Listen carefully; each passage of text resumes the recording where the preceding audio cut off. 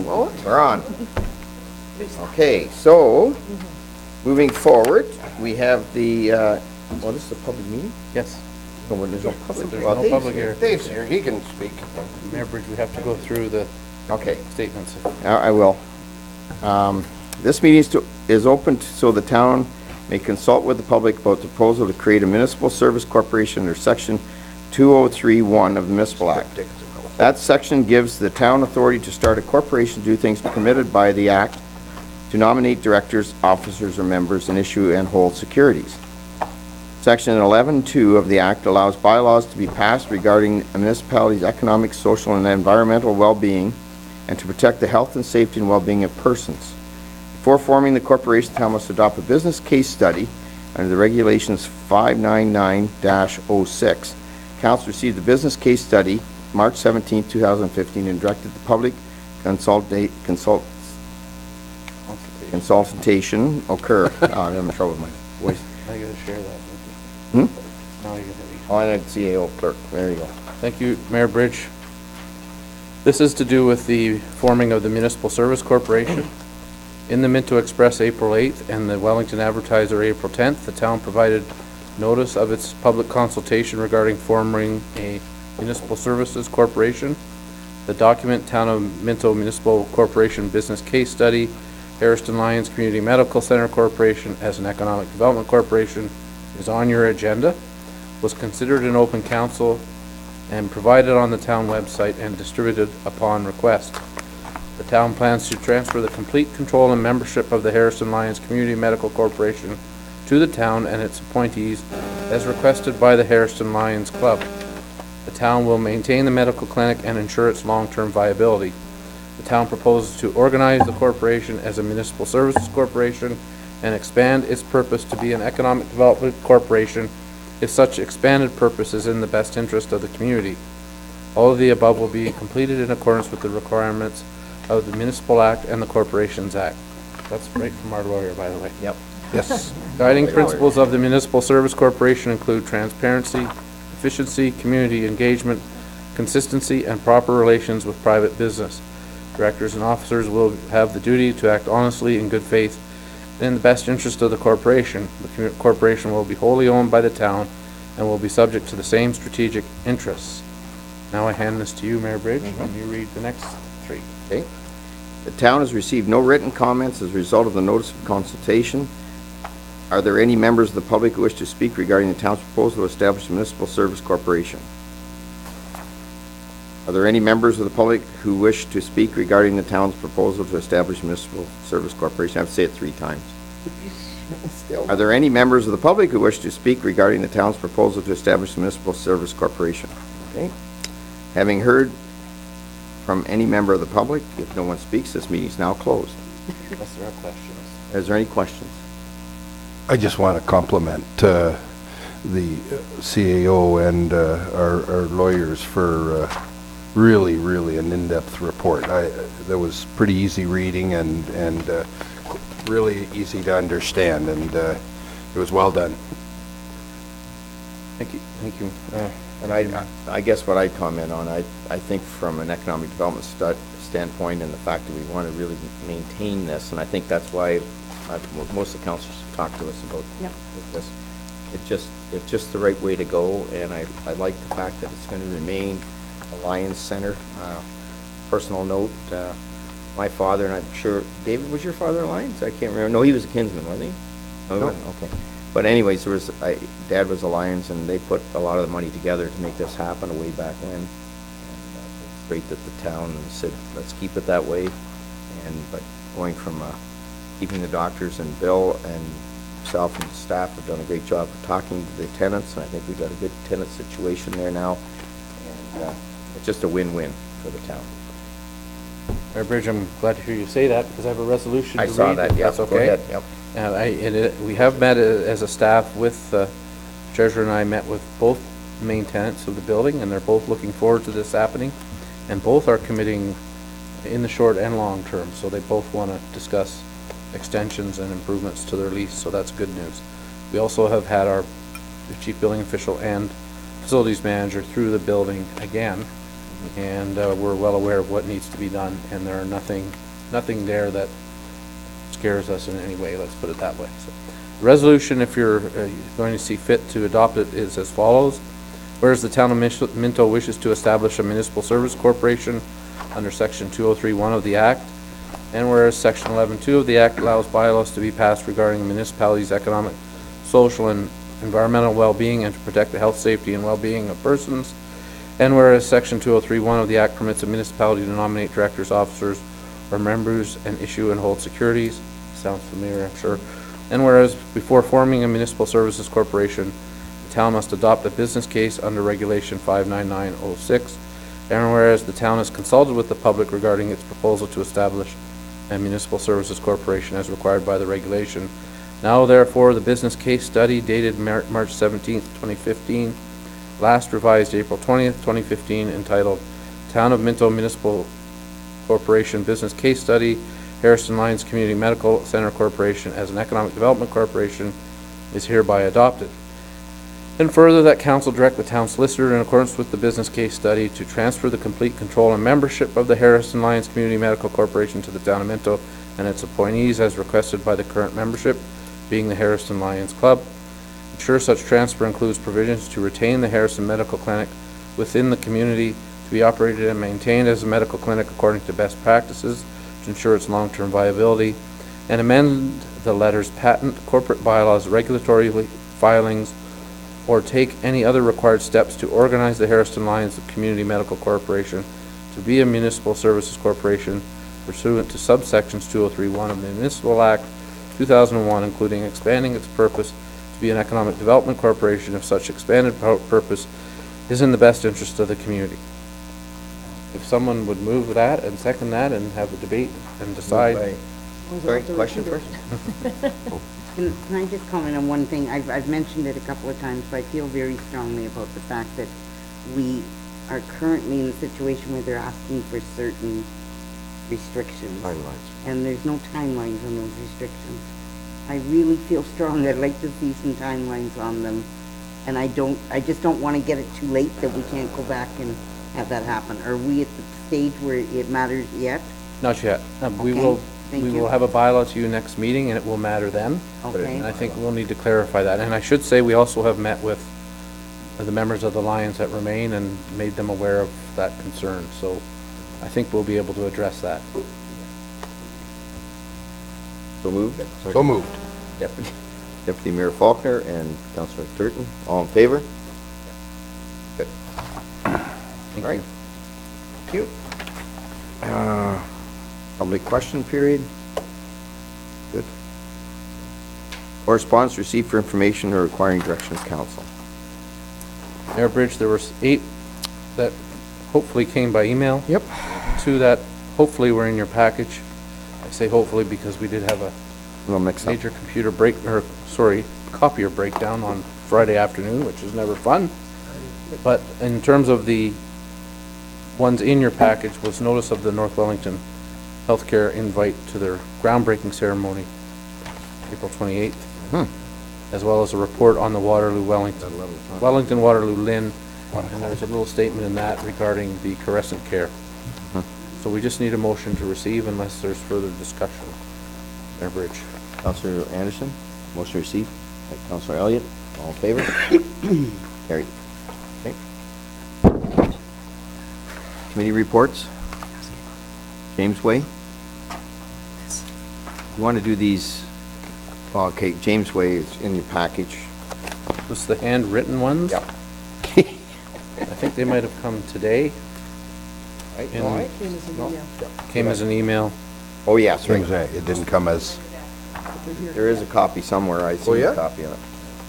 It's just a motion to receive those. Motion received. Councillor Elliott, We'll help you on this side. Councillor Dirks, all in favor? Okay, good.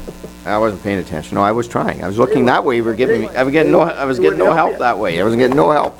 We're always willing to help over here. Committee minutes for approval, economic development planning. Belinda's going to bring that to us. what's that? 1 o'clock. Yes, for the groundbreaking? Alrighty, we're really busy right now. We're coming up on Wow. some major projects, so it's an exciting time. I'm just going to highlight some of the things in the minutes. The first one is the 5th annual Pitch It competition. We did get 5 people submit, and all 5 were worthy of moving on as finalists. So those 5 businesses are all brand new startup businesses, which is very exciting. And they are Bell's Edge, which is Vince, who's usually here, and Yes, his that's business right. partner. Carrie Ammerman and her yoga studio. Lead Left Productions, which is Morgan Jansen. Chestnut and Oak, which is Lori Alexandru, who just opened a home decor store in Clifford.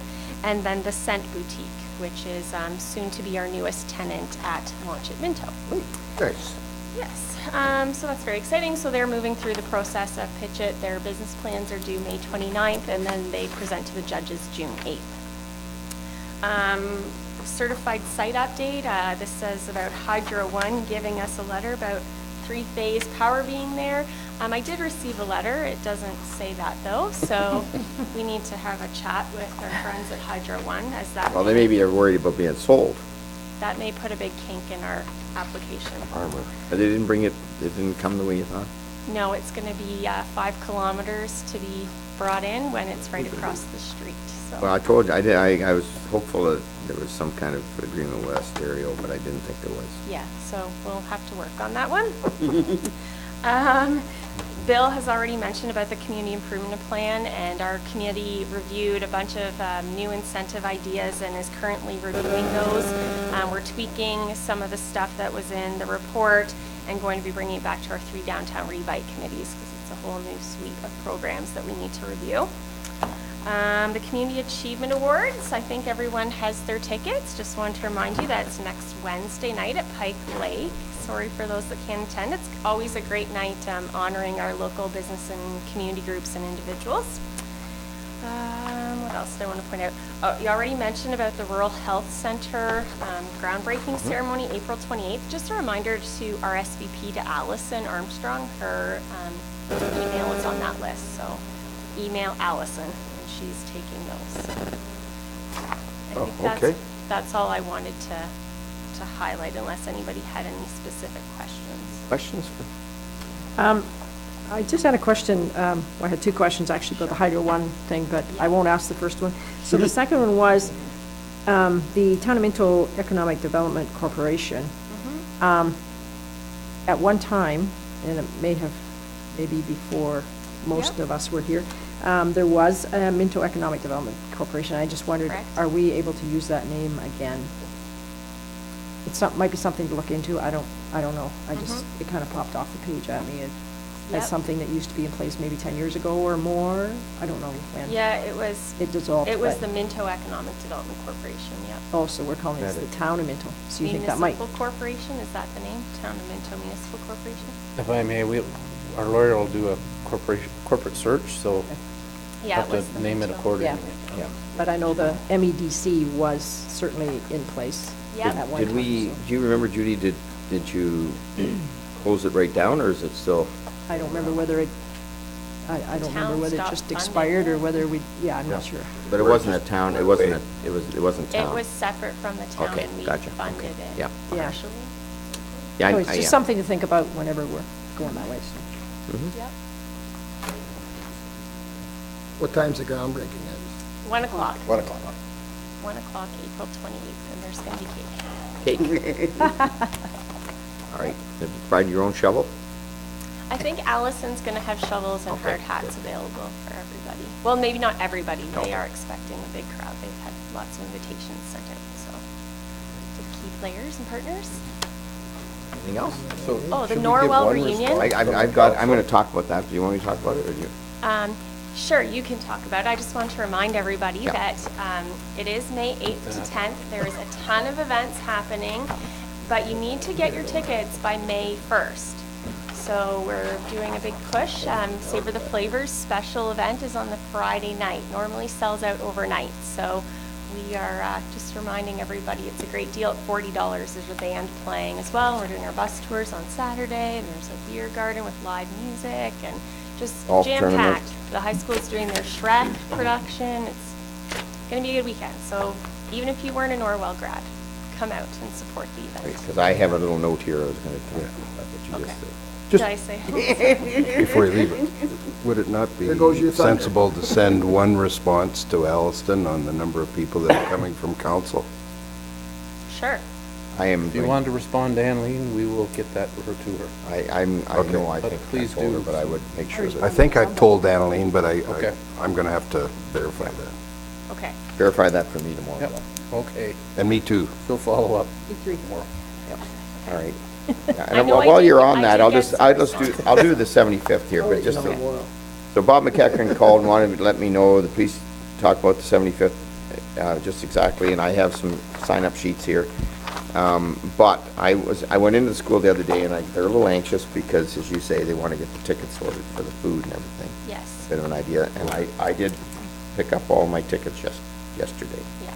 The mayor's in. Yes, I think people don't realize That that you have to be there in. is a deadline for tickets, and Yeah. it's May 1st, which is next week. You can go online to do it, or you can, or, Yes, you can go online, we have registration Yep. forms, we have tickets for Savor the Flavors at the launch. do you know how office the, and how at the Farm golf Fair. tournament's filling up? I do not know, We didn't but we go would into like the to golf see the tournament. numbers higher for sure. We're in, it is pretty easy to go online and sign up.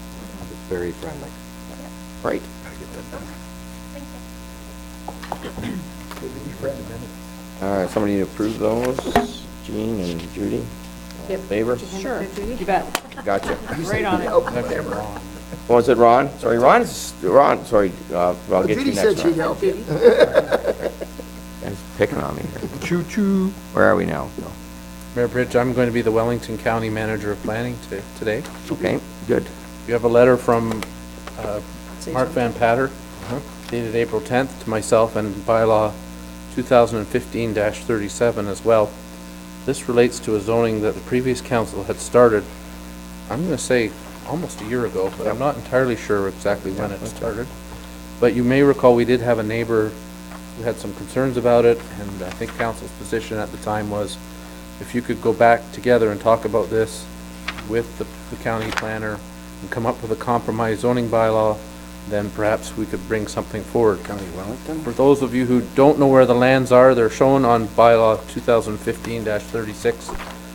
I think it's the former Sangster Fuel Depot, which is adjacent to town-owned Ann Street lots between Geddes and Allen Street. And there's a contractor on the property now, and this would allow for a new, slightly less intrusive contractor. The issue that we were discussing at the time related primarily to buffering, and that's outlined in the county planner's letter. So if there's any questions, you might want to ask them now, but generally, my understanding is that this bylaw as drafted would be acceptable to all remaining parties. So we would simply need a motion to receive the report, and then when the bylaw comes up later on in the agenda, you could vote on that. So, attempt to answer any questions now, if there are any. Moved by Councilor Elliott, seconded by Councilor Creighton. Okay. All in favor? I got you in, Ron. Thanks. Easy. Hold on. Okay. Are you, CO, into Rural Health Center? Well, Peg and I worked on this report together, Where is that? with the input that the from link? various staff members. Some of these things may be a little bit out of order. Oh, okay. This is the one with the Oh, yeah, here it is. Pictures Yep. of the trees? Yep, yep, yep. Oh, yeah. I got her. So we're on the site plan for Okay. the health center, Mm-hmm. right? Yep. Has the pictures like this at the top. So back in January, we actually did get a glimpse of the site plan, and it was reviewed.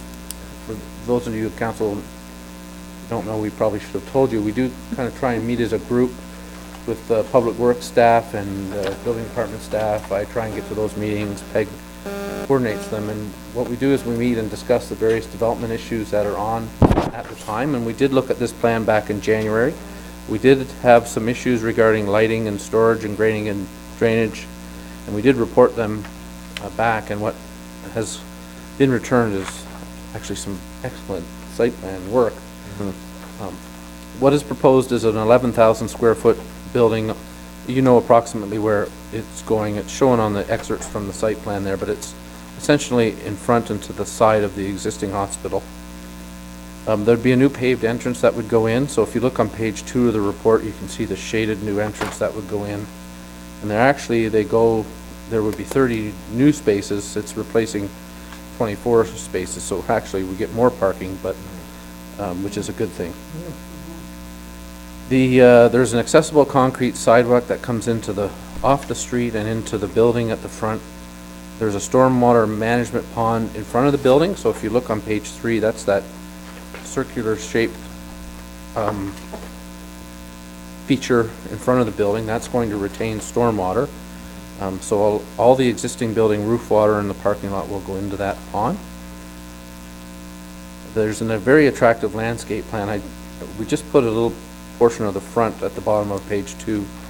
And on the back, at the top in color, there's an example of some of the tree species. So they've picked some rather attractive trees, and there's quite a number of shrubs, hundreds of them.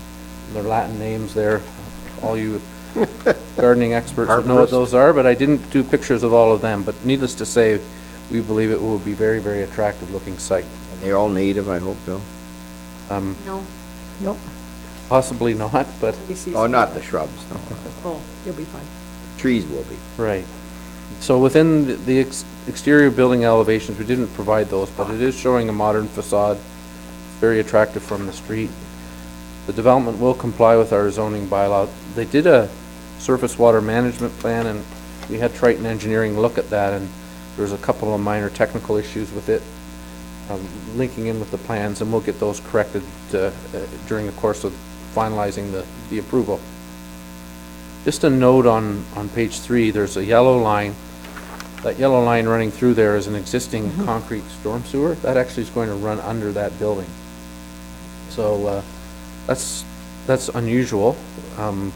One would think they might want to move that, and we have suggested that back in January now, but the design actually of the footings and so forth would allow that storm sewer to remain there. So obviously that will have to be in very good condition.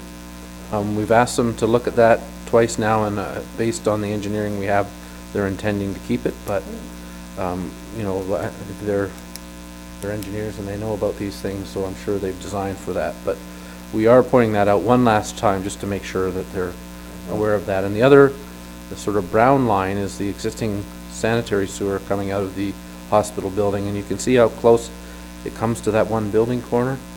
And we just want them to have one little look at that. Depending on how deep that sewer is and where the footings are, you don't want the new building putting any pressure on that sanitary sewer. It could cause it to deteriorate. So those are technical issues that are kind of beyond what normally we would get into with you as far as site planning, but we did want to point them out.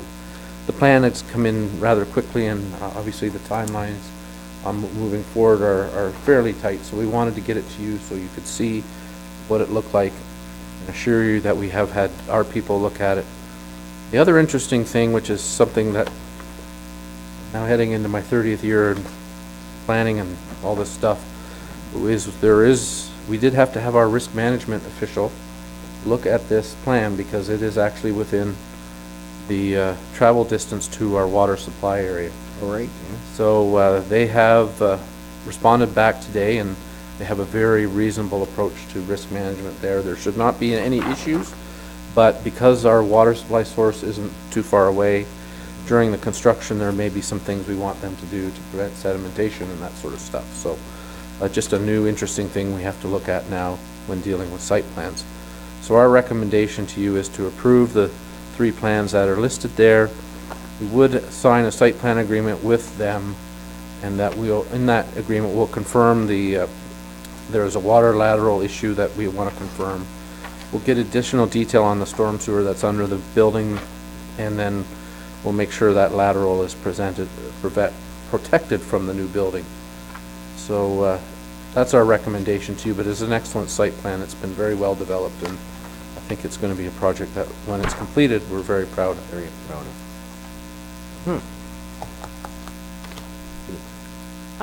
Just wondering if anybody has any concerns with, we have 30 new parking spaces, but we're losing 24, so really the net increase is only 6, and it's pretty crowded around there as it is. And this is obviously going to bring more people. So I'm just wondering if any thought's been given to more parking. Mayor Bridge, through you, the parking meets our zoning requirements, and so I can't, the number of times I've been there, there is parking at the back, and it doesn't often seem to be fully used. Right. But it may force some heavier utilization of, but you're right, we're only getting 6 new spaces for that, but they are complying with their zoning obligations, so there isn't a whole lot of space for more on there, so. If I may, the parking at the back frequently doesn't get used because of the heliport. Yeah. So if you And park proximal to the heliport, you run the risk of having to use the vehicle, so people just don't use those spaces, plus And the I- ambulance and shipping comes in there. I- So the parking will be an issue there. It is on a daily basis now. Yeah, and Every day. it's mostly staff, is it not, park out front?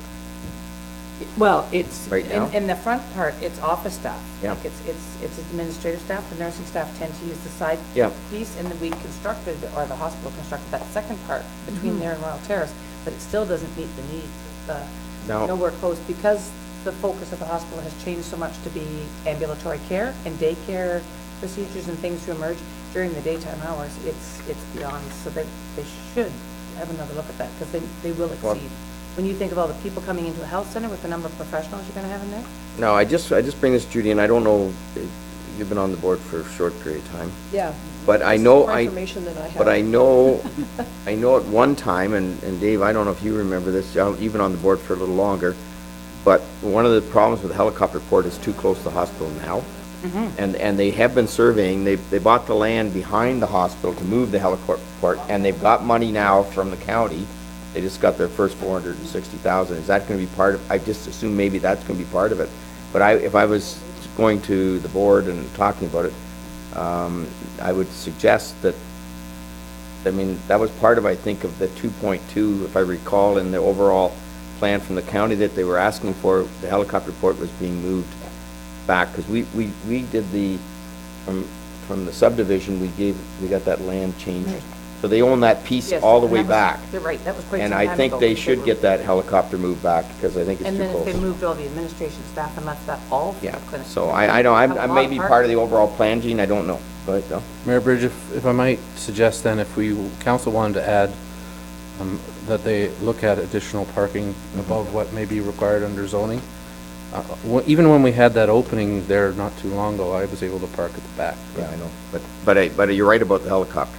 You wouldn't want to be there when it came in. Well, and it depends on the day and the things that are going on. Yeah. Dave, did you want to talk about that? Yes, if I could. Thank Yep. you, Mayor Rich. Just questions in regard to the parking. One of the situations when the new medical center is being built in the front, they're looking at taking some of that money and re-altering the whole front entrance of the hospital. They're going to change the whole format, and the offices are going to be reallocated, so they're going to be more accessible from the medical center to the hospital. So you won't be able to, they're looking at, when you're talking about losing parking, going to maybe utilize that area for more parking for the medical center, Okay. because they're going to change the whole entrance. I know they're doing a whole bunch of things Yeah, with so- this, yeah. And it was all depending on where that medical center was going to be placed and how they're going to restructure the whole front part of the hospital. So I think in the big picture, once it's finished, there'll be adequate parking, spaces for the medical center. So maybe leave it up to the staff to talk about, just bring that issue up, Bill, on the parking. Maybe they could give us a little bit of an idea of where With the they're going. heliport, that would just Well, solve. the heliport I know has to get moved, because I think from when, well, part of that whole 2.2 was the fact they had to move that helicopter port, and they had to buy that piece of property to move it a little farther back, because it's a little too close to the building now. It is. From a safety issue coming in with it. When it comes in, it's not safe to be standing. No, there. no, no, no, no. Slows you down. It doesn't. Mayor Bridge, what's the price tag? Has that ever been price tag for the whole building? Like, the building has no basement, right? It's one story. I do believe it's $3.4 million for the whole building. That'll be the new driveway, the parking, the whole, That's the trees. project, yeah. the project. Everything, yeah. That's the current budget for that is. Okay. Yeah, so, good point, and we should bring that up. So you're adding parking Well, just to the recommendation? Well, no, well, I don't want to hold it up for parking, just make them, Yeah, it wouldn't hold it up, Mayor Bridge, just to add that in there. Yeah, that's fine, as long as it doesn't hold it up. I don't want to hold it up on them, but, because I think it's in the process of changing parking. Okay. All right, We need a motion. motion? Lou and Dave, all in favor? Carried, okay, good. Moving along. Mayor Bridge, now I'm going to switch over to the source water and building assistant regarding the community garden. Yes. Very brief report.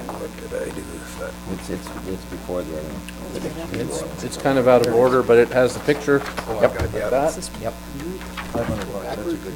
Kind of backwards and forwards. Keeping you agile, fluid. There we go, we're good. But they'll never use it for anything else. We established, Mayor Bridge, the town established through your work, and Stacy and others established the Good Community Garden in Harrison, the Norwell Kelp Program, and Mr. White, no relation, and others helped build the planters in the tennis courts, the Harrison Community Center, although my father's name was Al. Anyway. White? Yes. Oh, White, yeah. In Relation. 2015, you set aside a $10,000 budget for community gardens, and you wanted to look into expanding it. And Mayor Bridge, in his various interactions, spoke to Wesley about this location. And it's was once a farmer's market for a period of time. And Wesley and Juanita have agreed to general terms of the lease, and I think somewhere in your package you might have received that, but the lease is for 5 years. It allows us to use it's for $500 a season, and that's hopefully, they're gonna provide the water and pay the utilities for it, so hopefully we're gonna cover that. And then there would be approximately 10 planting beds going within there. We probably have to fence at the back and put new locks in the front, but it's actually rather low cost, effective use of that land, and certainly from a staff perspective, we're recommending it. Our only initial concern was sun, but that Google Earth shot that's in that report looks like it's a morning shot.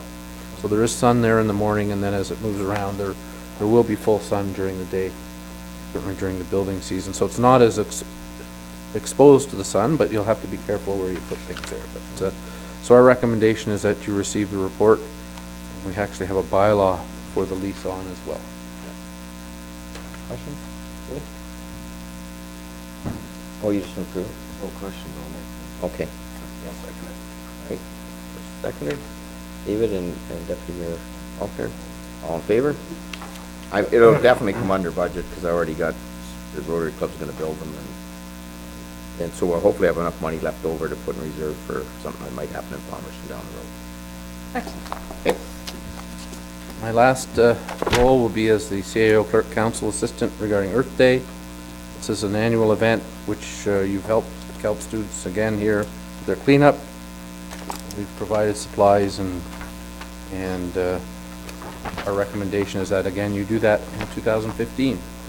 And having been to that barbecue and seen the students work and eaten Councillor Turton's hot dogs, it's, No, it's a beautiful lunch. yeah, it's actually well done. Tube steaks is what it is. That's what it is. They get a lot of material out of Harrison. Right on. Chicken, but right on. You having turkey ones this year? Yes. China's Red Hot. Yeah. Council Turton. Thurston, all in favor? Good. All right. You're done. I may have to come back later on. Okay, all right for now. Coming back. And I'll just turn this over to Councillor Caldwell. It's my agenda. You're up there, Okay. Caldwell. Did I say Caldwell? Caldwell. Oh, I'm having a bad day. Sorry. I was up, I left at 7 this morning, so I'm trying to get done by midnight. You ever been up that early before? The Finance Committee has 4 items on the agenda tonight. Yep. A couple of them very, very important. Oh, yeah. And the first one that I'm asking Treasurer Duff to speak on is the settlement and assessment adjustments. Okay, thanks, Chair Caldwell. So this is one of our smaller ones. We have about 4 properties here. Again, there's the usual ones of properties that are farmland, and when the assessment roll comes out, usually because of the sale, they flip over to residential, they appeal, and it comes back again. So A couple of those properties, another industrial property had an appeal, and of course, they won their appeal, and we got a decrease. And again, another house had another look, and they did a request for reconsideration. So the effect on the town of Minto is $1,270 for this. Are there any questions? Then the recommendation is that the April 2015 report as attached with regards to assessment adjustments be approved. Councillor Dirksen, Councillor Elliott, all in favor? Again? And it's passed. And before we get into the actual passing of the budget, I'll ask the treasurer to speak on the impacts. Okay.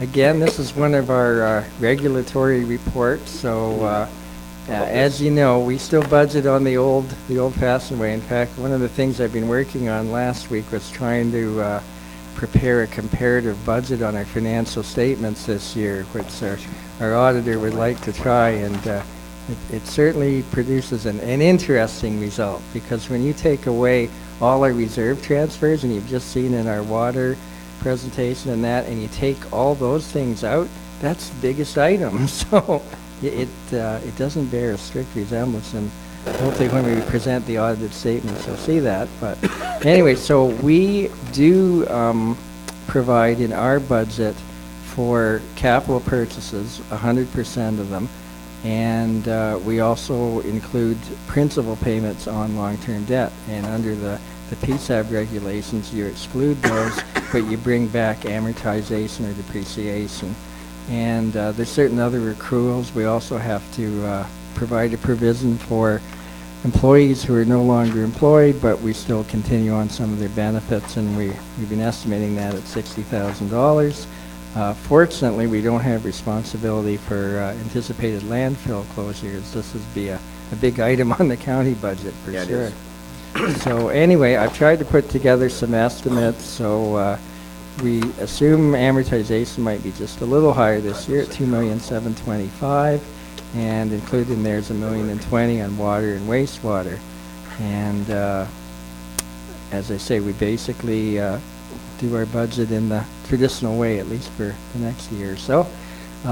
So we're also eliminating transfers of $2,281,000 to the reserve fund, and the capital purchases of $6.9 million too are not recognized, and transfers back in from reserves to operating of $1.6 million are not recognized in the budget. So again, this is just for information. You're informed. We're not doing it in the modern rules there. Okay, are there any questions? Then the recommendation is the council receives and approves the report dated April 8, 2015 from the treasurer regarding budget impacts per regulation 284/09. So moved. Mayor Bridge, Deputy Mayor Faulkner, all in favor? It's passed. Thank you. And before we move on to the budget adoption, I just want to once again thank Gord, his staff, all the department heads, and really council for all the work that's been done on this budget. I think everyone in the room, and I think all our taxpayers know that we work very diligently on doing the budget every year, and this was certainly no exception. The department heads bring us a budget that is not a wish list, it is an actual budget that is very realistic, and we go through it line by line, thanks to the excellent presentation that you put together to give us that budget. And I think everyone around this table can see that you don't need to be a mathematician to go through our budget to understand it. We've had the open house. We had a better turnout this year than last. It would be really nice if we got a fantastic turnout in years to come, because it is their tax dollars that we're spending. And I just want to once again thank everyone for all the work that's done, and commend Gord and his staff on an excellent budget. Thank I'll turn you. it over to you, Gord. Thanks, Chair Caldwell. Well, again, I think we proved that, oh yeah? For sure. But our staff and council do work together. I think we do have the best interests of the whole, and we're always making difficult decisions, and we certainly can't, Rome wasn't built in a day. We have a very, I think, aggressive and imaginative budget here, and we're trying to address the infrastructure deficit, but still be fiscally responsible, and it's certainly a challenge. So the budget that we're proposing is not radically different from what we've already talked about, both in January and in March. We refined a few things, such as maybe the conservation levy. We know exactly what it was. Just before we had an estimate. I've tried to narrow down the debt servicing costs a bit too, so we have that in there. Basically, the other change is to support the Minto Rural Health Center. Our financial lawyer has recommended that we put the cost of that, which is $1.5 million, in this budget, so it's in there. So that's why we're at $8.4 million in capital expenditures. Really, our own is 6.9. So again, I believe the county just adopted some new ratios this afternoon I had at the committee level. ratio 101 today, Gord. It was 3/4 an hour. It was a lot of fun. Yeah.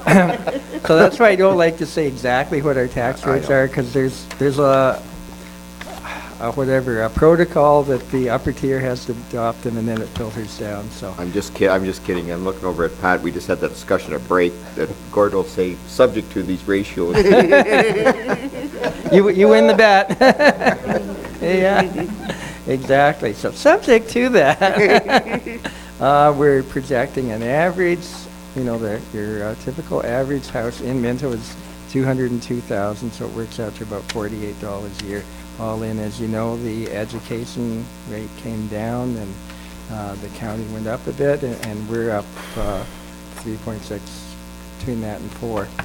And for urban people, we also made the decision, I think probably back last fall, to hold the line on the levy as we go through the implementation of the LED streetlights. So that tends to moderate the increase in the urban properties too. So anyway, and also in your package is a list of all the reserves and reserve funds, just for your information. So at this time, we're projecting a small increase in that.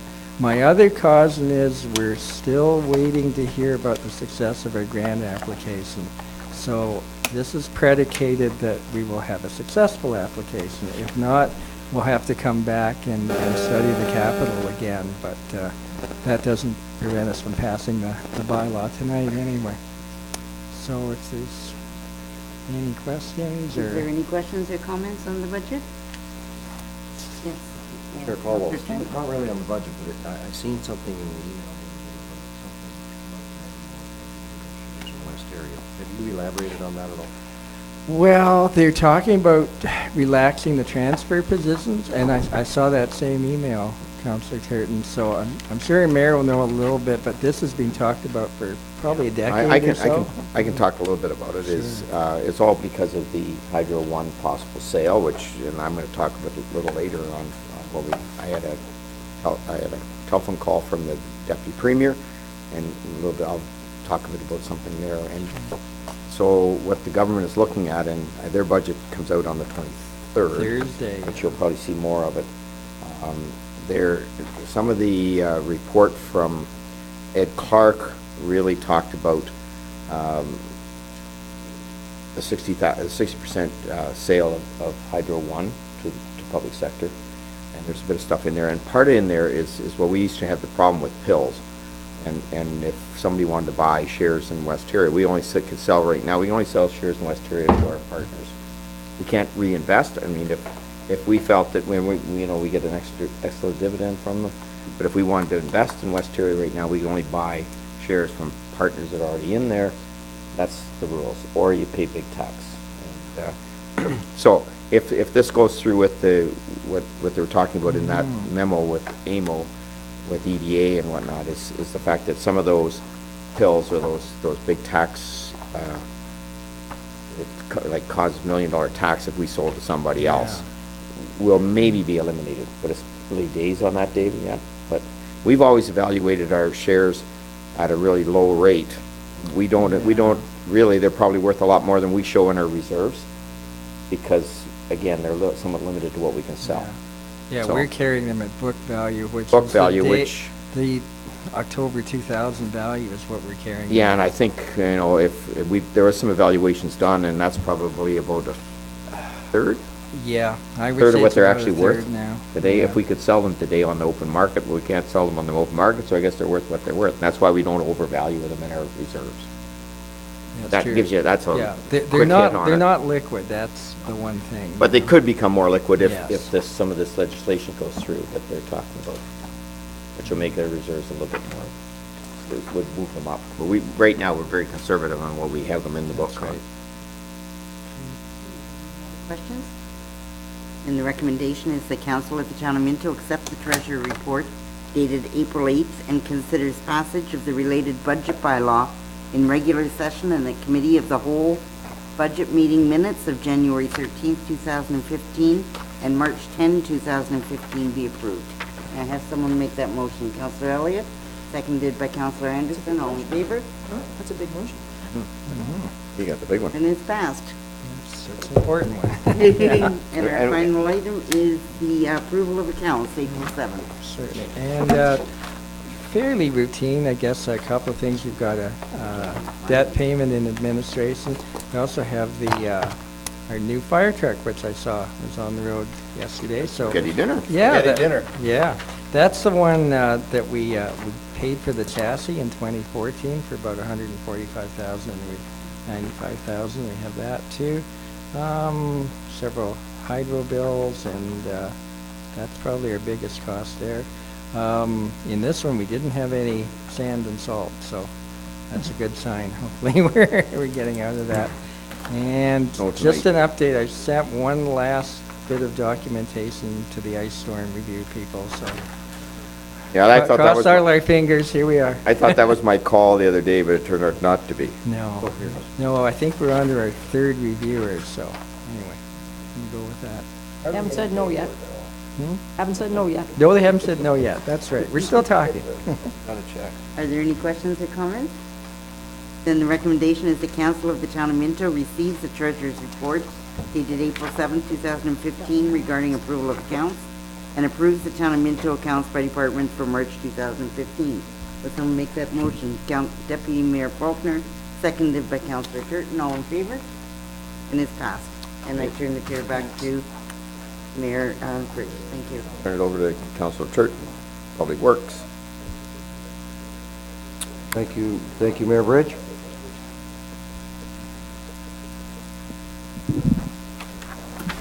You can see our Director of Public Works is not here tonight, so we'd just like to pass our regards along to him and hope he's feeling much better very quickly. First item, we've got 4 items on the agenda tonight for Public Works, and I'd like to welcome Mike here all alone without Brian. It's a big step. The first item then is the Minto Green Legacy Days. I'll ask you to go ahead, Mike. Okay, it's springtime again, and I believe this is the 4th or 5th year now that they've been doing this. Well, at least. At least 10, Yeah. Oh, yeah. ever since Green Legacy. 2005, it was their project. Yeah. for Yep, the- Okay. 10 years. Yeah. And we've actually had a really good response here the last few years, so it's an opportunity for the public to get basically free seedlings, saplings for food bank donation. And with this report, I'm asking for help May 2nd from 8 till 10. I'll be there. And I'll be there is too. there any questions? Any questions? Hearing none, then the recommendation is that the council of the town of Minto receives the Public Works Director's report regarding the Minto Green Legacy Days and supports the council, the Minto Green Legacy Days program. Can I have a motion? Deputy Mayor Faulkner, Mayor Bridge, all in favor of that motion? Against? That's Who's carried. bringing coffee? Mary Lou, you brought it last time. Did. I wasn't tired. You weren't there on time. You okay? You were really late. Okay. Second item on the agenda then is the removal of the horse and buggy route on the unopened road allowance in the industrial park in Harrison. Michael. Okay, this is, I believe, the second or third time this has come to council. the Director of Public Works has spoke with a member of the Amish community regarding the road closure.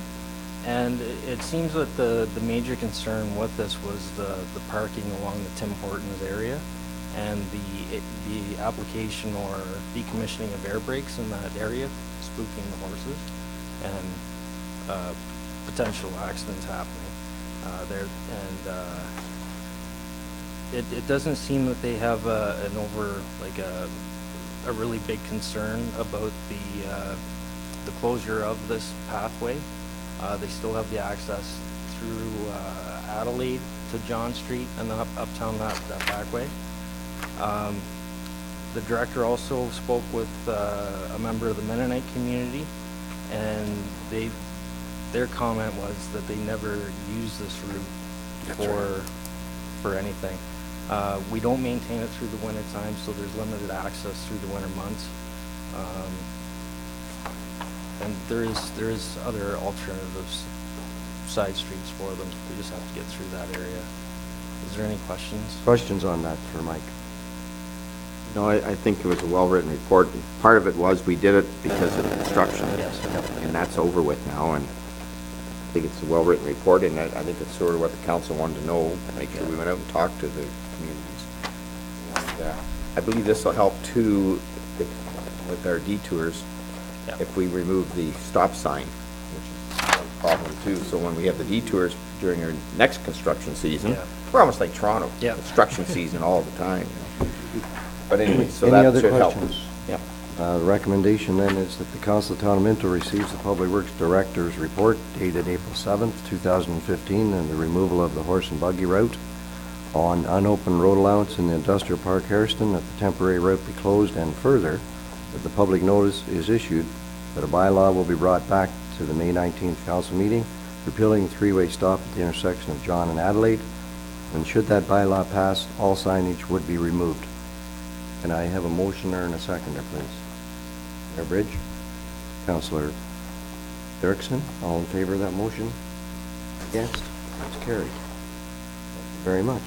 The third item on our list this evening is the purchase of a compact tractor, specifications for tender, pricing tender 2015-10.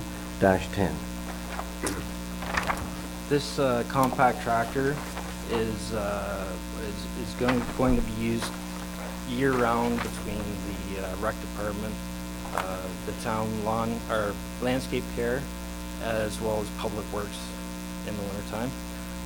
We had two submissions, one from Roberts Farm Equipment for a total of $20,800 excluding HST, and then the second submission was from Harkness Equipment Limited for a total of $70,129 excluding HST. We've reviewed the submissions here, and they weren't really comparable units. The unit that Harkness was providing us here was more along the lines of the older trackless units that we have for Palmerston and Harrison. It was more along that line, more a heavier really need More than for- what you said last time. Yeah. Questions? Councillor Elliott? Did they know the specifics of what they knew that they could bid at the end tractor, I guess? Yes, we supplied them with the specifics on the unit that we were after. Okay. The model that they submitted, it's a new line of tractor that they just started to deal with in the last 6 months. So it was just something, trying to get it out there. Yeah. Through you, Councillor Turton, the tractor from Roberts, that's going to do the job that you Yeah. wish it to do. Yeah, it's basically the same size as the Kubota units that we currently have, but this is a tractor style instead of the Yes, you lawnmower bet. style. Yeah. Other questions? Hearing none, the recommendation is that the council receives the Public Works report from the Public Works Director and Roads Foreman dated April 21st, 2015, regarding the RFQ 2015-10 for a compact tractor specifications for pricing and approves the awarding of the RFQ to Roberts Farm Equipment at a cost of $20,800, excluding HST. Can I have a mover? Councillor Anderson, Councillor Dirksen. All in favor of that motion? Against? That's carried. Thank you very much. Moving right along. We're into the one here to do with the parking on Highway 9 out in front of Tim Hortons, I believe. So, this is the one that we asked last meeting our staff to go back and think about it a little harder and longer, and so they've come up with 3 alternatives. So, Mike, if you want to go ahead. Yes, the 3 alternatives that we have come up with. The first one is to remain status quo by installing no barrier and recommending that the OPP increase the enforcement of the parking bylaw in that area. The second one is to install 3 Jersey barriers on the westerly shoulder of Laura Street North to the north of Tuffy McDougall Court, and install 4 Jersey barriers on the west shoulder of Laura Street North, south of Tim Hortons entrance, and requesting that OPP increase their enforcement of the parking bylaw. And the third option here is to install a total of 12 Jersey barriers, 7 in the same locations as option 2, with an additional 5 barriers being installed between the driveways on the west shoulder of the Laura Street North, between Tuffy McDougall Court and Adelaide Street.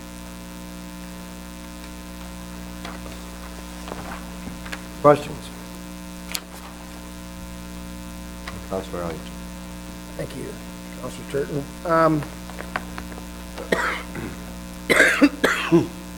In the wintertime, our public works guys can ticket vehicles for snow removal and such like, and we put a bylaw together.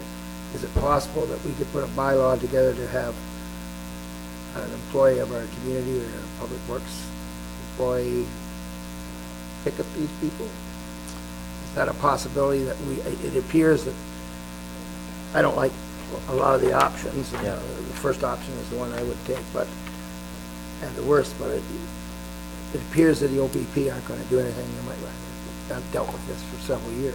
Mm-hmm. So, is that option available to us that we could start ticketing, even though we don't bring in the revenue and it would cost us staff time, but maybe after a while we can tickets that would stop. I don't know whether that's available.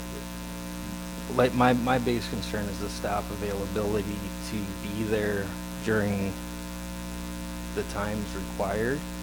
I couldn't say for sure if that would be an option. Do you wait?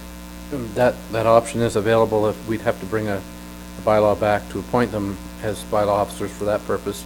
Our bylaw, our CBO and our bylaw enforcement officer can both do it too, but really regulation of the Highway Traffic Act stuff really should fall with the OPP, and that would be our recommendation. Given our conversation with Sergeant at the time, the staff is basically saying, I think we should do something as far as barriers and then see if we can get some additional enforcement. And I think that's what we're trying to say. We would rather not do what Councillor Elliott's saying just because those people are enforcing other things and doing other things, but that option is available if that was council's opinion. DM Falkner. I too side with Councillor Elliott. I do not like those barriers and whatnot. And also a comment was made to me that we're aware of the parking issue, therefore liability comes back on us. I contend that if we properly sign that with maybe not only the existing signs, but add a couple more no stopping signs there, and no stopping is no stopping. And if somebody contravenes that bylaw, the liability is on them, and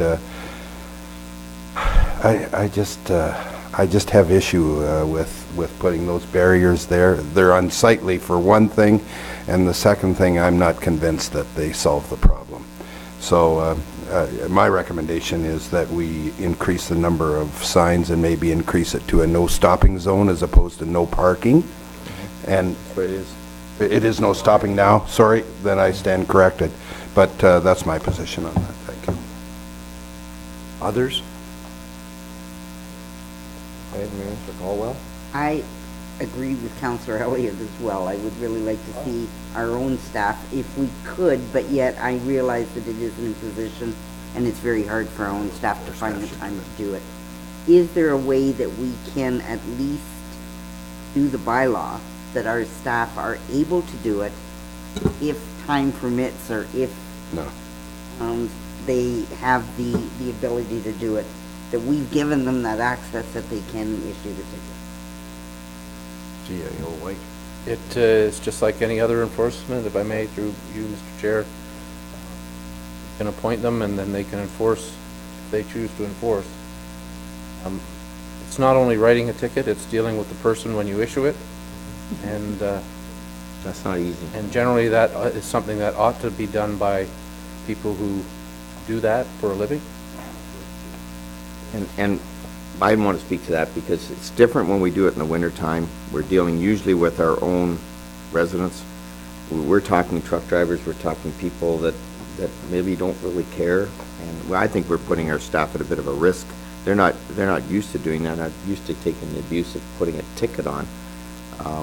And Do it when they're in the. yeah, and I tell you, it's no, well, that's another, I won't go to that. But, and I guess what I look at is, I'm hoping this is a temporary fix, and I was gonna talk about this a little later, but I'll maybe bring it up now, because I don't know, is the fact that one of the problems we had with this is the fact that the connecting links problem, we had no money to do it. Now, we just been informed, I was informed by the Deputy Premier, that out of the money from the Ontario Hydro sale, they're going to put another $29 billion in infrastructure, $14 billion in infrastructure over the next 10 years to go outside of the Greater Toronto Area, ETA, and that brings our Connecting Links program back into play. So it's something that and I give this council a lot of credit for it because we've hammered that. I had the pleasure to talk to Deb Matthews on that, and I know we sat in front of her at one of these times, talked to her about, and she said it's from what we've been getting. And I was kind of interesting, there's only 77 communities. I thought there was more than that in Ontario that have connecting links that go through their towns, because a lot of it's been downloaded to the counties, right? Yeah. So that surprised me, because I thought, oh, she's calling 480 people, but no, it was just 77 of us. But we do have an opportunity, hopefully down the road, then to bring this project back and go for Connecting Links program, which would be finish off what we wanted to do in the first place, which we didn't have the money for, and put the curbing in and do the sewers and water and finish that Connecting Links project right out to the edge of town. So I'm hopeful of that. I just look at it and I said, I know we can sit here and I get a lot of complaints. I don't know about everybody else, but I think putting the barriers up on a temporary basis, and in the wintertime, maybe our snow guys, because then you have snow issues, right? Yeah. But I think we have to do something other than just hope that a couple more signs and getting the OPP to enforce it's going to work. I'll tell you, signs are pretty scary, and that they don't seem to be working. And I still think, although the Deputy Mayor says that if we have the signs up there, we're not liable, but I know in this day of third-party liability, even though we have the signs there and the guy parks there, it's deep pockets, guys, and we know a lot of our situations that we have insurance claims on now. Really, I mean, our roads are too narrow. We don't have a line in the middle. I mean, the lawyers are looking for opportunities, and if we don't put something there, and we know that they're pushing the signs over and they're parking there, and somebody gets hit coming out, I'm sorry, Ron, but I think they'll sue us. I know they'll sue us, and whether we'll get a 1% or whatever, but we could end up taking the brunt. So I think we've got to, with these barriers, and I will go to the county and I will talk to the OPP again and Inspector Larson and say, look, this is the recommendation you did. We put these up, and hopefully we can put this on our budget for next year and finish off the curbing on both sides and do it then. But I think we've got to show some responsibility here, and I'd like to see us at least try this I mean, there's barriers that can be used later for other things. It's not like we're spending the money and never gonna get it back. There's opportunities for them to be used in other projects that we do and whatnot. $6,000, but I think it's well spent if we save an insurance claim in my mind. Anyways. Councillor Dirksen. This is kind of, I mean, you'd think this was simple, right? Yep. But it's really difficult because in some ways those barriers make us look pretty unfriendly. Because truckers have to stop someplace and we don't want, I mean, it's not safe for them to be not stopping from time to time. He can stop, so they've got room down further. He just can't stop right in front of the restaurant. Right. But I mean, the road gets pretty narrow up, not very much further too. It's the same so- issue. So, anyways, I guess though, I think it would be, and these barriers look like they're sitting this way. I think they'd be just as effective sitting this way because all you're doing is blocking the pavement, the shoulder. So, I'm thinking that maybe these barriers could be the other way too. And, but I do think we need to do something because somebody's gonna get hurt and, well, if they run into those barriers, we'll get sued. But, I guess I would prefer to see the barriers there. Councillor Anderson. Here, but I wonder about the issue, and it is mentioned in here about the Mennonites. Yep.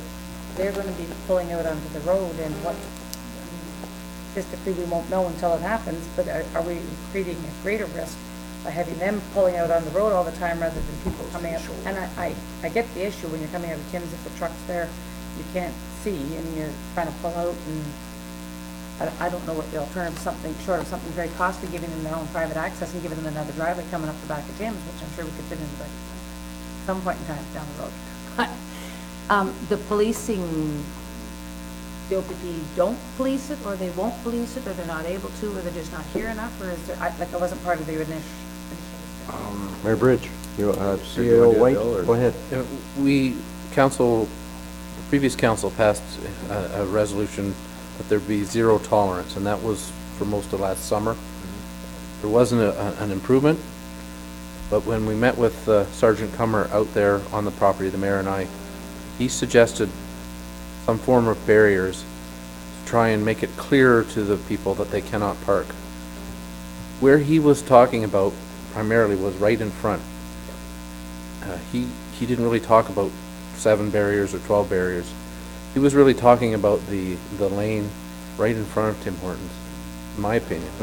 So that section between the two, or yeah, right in front of the lane that blocks. That's the scariest Trying to part. pull out, sure. So, I don't know, I mean, it can be a long argument, but what if we just tried 3 or 4 barriers in there? Just as an alternative. And your point on the buggies is right too, Gene, but if you look at the picture, even there's a truck there. They can't get down the shoulders now because Well, true. the trucks are there half the They're time. pulling- Yeah, So- absolutely right, you're absolutely correct. Councillor Elliott, you want to? I kind of disagree that our staff aren't used to dealing with public, irate public. Our public works guys deal with that all the time, I believe. I believe we've dealt with that situation many times, and we've also dealt with our bylaw enforcement officer. He's out there dealing with complaints several times, and sometimes that's a worse situation, I would believe, than putting a ticket on a truck. So I don't think it puts our people at a disadvantage at all. I think they're used to dealing with that kind of situation. And I believe if you put a blitz on, 1 day or 2 days or whatever it happens, then all of a sudden the word would get out that they're going to get charged if they pull in there. So I still believe that maybe larger signs, maybe huger signs, and a blitz by our staff, if we allow them to do that, that would solve the problem. And we certainly are, I don't believe we'll ever get the OPP to do the job. So, having That's heard all right. that, for my opinion, I don't think our staff should be put in the position of trying to ticket vehicles. It's not their mandate. They're not police officers. I know they have to police certain things, and we've talked about the cigarette smoking and certain things that are within the parameter, but ticketing vehicles and irate drivers, I don't think they should be put in that position. I think if our choices are these, we put the barriers up, particularly in front of the Tim Hortons where you do block the view of people trying to come out of the traffic. Signage, you can put signage up, hospitals deal with signage, you can put signage up till the cows come home and nobody reads it. If they don't want to read it, even when they do want to read it, they can't read it. I think we do the I barriers disagree. and ask the police. Mike, what's the deal in Palmerston? We put the signs up, is that working? Or We are haven't the put 'em signs up yet. Oh, they're not up? No. Okay. Because they were parking in the turn lane there, and I noticed there's the poles are there, but no signs. And I actually, I almost went and talked to the guys in Tim's, because I went in Tim's, and I thought, no, he probably hit me. So, and that's my point. I mean, Yeah, so we I'm should carry it in sorry. the wintertime, too. I'm sorry, but we're and I'll tell you, Cam hasn't got time to be out there doing this. He's up to his eyeballs in bylaw, other things. I don't think he has the time. That's my opinion. I see him in here, and I don't think he has the time to sit out there and do it. And the OPP will try to do it, but it's $20 fine, right? $20 fine. These guys are taking a chance on $20, because it's just a $20 cup of coffee then. And that's the problem I see, so I don't know. I'd like to see Why some can't we do make that front that- of the Tim's. Why can't we make that a double fine zone or, Can you? of course, somebody can. I don't know is it our responsibility to put the sign there? Go ahead, That's it, we CEO. can get a bylaw. We, Then you go to court. If you make it too hard, then I believe you'll be in court, and then if you're in court. Let's go to court then. Well, that's a lot of time. They won't go to court. Well, how much you gonna make it? Huh, Okay. $100 fine. Go ahead, CAO White. we would have to bring a report back to you on amending the fees in the bylaw. But we implement the county's bylaw, so that, the fee for that is universal for no stopping, we would have to increase that. As for the issue of enforcement, I have no doubt our staff could do it, and they do deal with people in all kinds of difficult situations. Used to run the parking system in Owen Sound, and the most upset I've ever seen people is when you put a $5 parking ticket on their car. So Yeah, that's $20 or $5, they feel free to argue with you about it vociferously, believe me. So I don't want them standing down there arguing for a half an hour over a $20 ticket, but we can do that if need be, if that's your wish, and we would have to change their appointment to include that. I don't think we don't have staff around 24 hours a day, 7 days a week.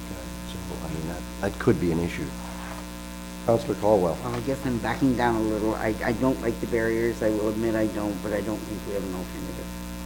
And so I would suggest that we look at a minimal number of barriers right in front of the operation on both sides for a period of time and reassess this in 6 months. So would you like to put that in as number 4?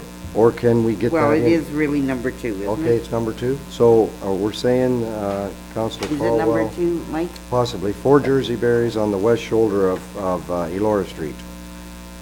So not on the other side. Yeah, 3 Jersey berries on the westerly shoulder of Elora Street. So what you're suggesting is we go to a number 4 and say, let's put 3 or 4 Jersey barriers in front of Tim Hortons?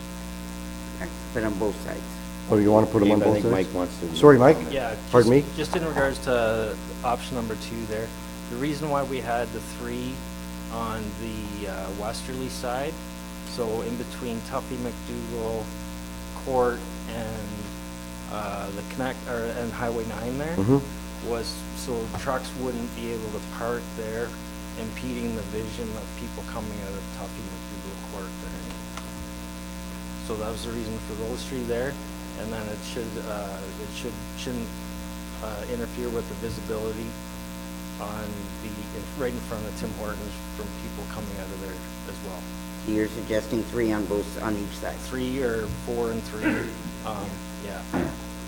I would make that motion. Okay, thank you very much. Can we have a second for that? Councillor Dirksen, I mean, I agree. I mean, we've talked to the police, we've put up signs, and now it's time to go to Plan B, because that isn't working. And I know the Jersey barriers we're gonna look not nice, But but, it's only the short term. yeah, so, May I request a recorded vote on that? absolutely. So, we can have a recorded vote on But that. I do want to add in my motion that it is a 6-month 6 trial months? period. Okay. We reassess at that time. All right, so where do we start on the recorded So, vote? Do we have a second? we have a mover and a seconder We have a for mover, option we have a seconder, 2 for 6 Councillor months? Dirksen, yep. Okay, so I'll just start Okay, Counselor Anderson, yes or no? Yes. Counselor Dirksen? Yes. Counselor Elliott, no. Mayor Bridge? Yes. Deputy Mayor Falconer? No. I'll say yes, and Counselor Caldwell, yes. So what's the number? Is that 5 to? 5-2, it's carried. All right, so that's carried. Yep. Thank you very much. Thank you very much, Mike, for all the time and effort you put into this. And I'll pass the chair back to our mayor. Order your barriers. All right. Okay, other business, as disclosure, other item. I already did my other business. So I've done both of them, actually. I was, You're everywhere. so who else had one? I do. Oh, yeah, Ron. Yes, we have applied for a $25,000, I guess, grant or gift from Cargill. They have agreed to put $125,000 across Canada to 5 different events to assist in hosting those events. We applied under the Plowing Match 2016, and it goes by votes. Right now, we're standing number 1 in Ontario and number 2 across Canada to receive this, but it goes by the number of votes. So I'm going to ask, I believe Cleese was going to send an email out to everybody. I did. I was just So looking for it, and I didn't just see it. ask, and it's, I believe it's called We Thrive Contest, and so I encourage everybody to vote every day, and it's just a matter of clicking on and saving the link and clicking on. You sure she sent it out? She did send it Yeah, out. and she even sent a reminder. Did she send a If you reminder? vote She today- sends a reminder, yeah, Yeah. thanks, Here how'd it go, somewhere. George? Can't She see it asked somewhere. everybody to send it to all her friends. Anyways, just encourage everybody to vote every day. Every day. All right, good. Early and often. Okay, motion to return to, Don, I've got one thing. oh, sorry, David, sorry. That's okay, that's all right. I've got an announcement. It is a joint effort between the Hairston Lodge, the Palmerston Lodge, and the Clifford Lodge. And it has to do with the Masonic Chip, which is the Child Identification Program event. This is being held in conjunction with Touch a Truck on June 20th, 2015. It's a Saturday. It's between 10 a.m. and 2. And it has to do with, like I said, identification of children. One thing I'd like to read here out of this Masonic Protect the Ones You Love. Did you know that most parents do not have identifying items ready to help law enforcement quickly recover their missing children? So, please support this. I think we really need to. I know that there's been initiatives over the years, but we need to support these Masonic lodges and protect the ones you love. Thank you. Good job. Okay, anybody else? Okay. Motion to return to moved by Councilor Turton, second by Councilor Caldwell. The Committee of the Whole convenes at a regular council meeting. All in favor?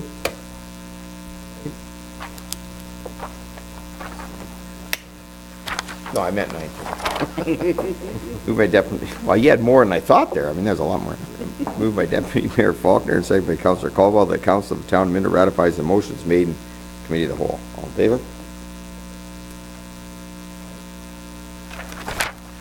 Moved by Councilor Caldwell, second by Deputy Mayor Faulkner, that bylaw number 2015-35 being adopting the estimates of all sums required during the 2015 for the purpose of municipality to introduce and read first, second, and third time and passed over to council seal of the corporation.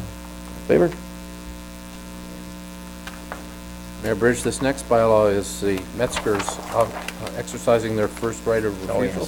So it's selling another industrial lot. Yep. In Palmerston. Moved by Councilor Elliott, second by Councilor Anderson, that the bylaw number 2015-36 authorizing the mayor and the CEO clerk to sign documents to permit the sale of industrial lands on the Frank Lambier Court within the Palmerston Industrial Park to J.J. Metzger Construction Limited. First right of refusal be introduced and read first, second, and third time and passed in open council seal of the corporation. All in favor?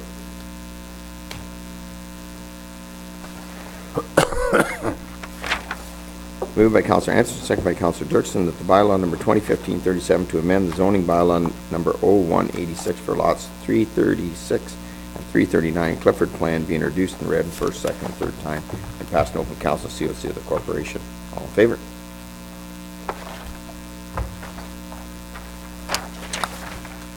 Moved by Councilor Dirksen, second by Councilor Elliott, bylaw number 2015-38 to execute the agreement between the Corporation of Town of Minto and Wesley W. Bates and Wyona? No. Juanita. Anita, yeah, I should know that. J. Wilkins of the Clifford Community Gardens not be gonna like introduced and you. read in first, second, and third time and passed in open council COC of the corporation. All in favor? Okay.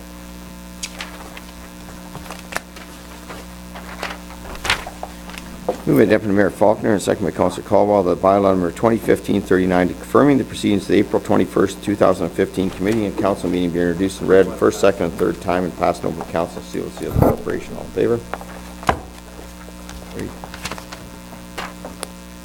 Moved by Councilor Turton, second by Councilor Caldwell, the council of the town of Minto adjourns to meet again at the call of the mayor. All in favor? Yes, I am. Thank you very much. It's very